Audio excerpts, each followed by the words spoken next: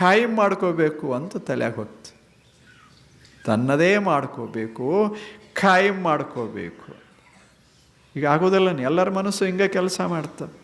ಈಗ ನನಗೂ ಅನ್ನಿಸ್ತದೆ ಇದನ್ನು ಖಾಯಂ ಮಾಡಿಬಿಡಬೇಕು ಅಂತ. ಇದು ಶ್ರದ್ಧಾನಂದ ಮಹಾಸ್ವಾಮಿಗಳದು.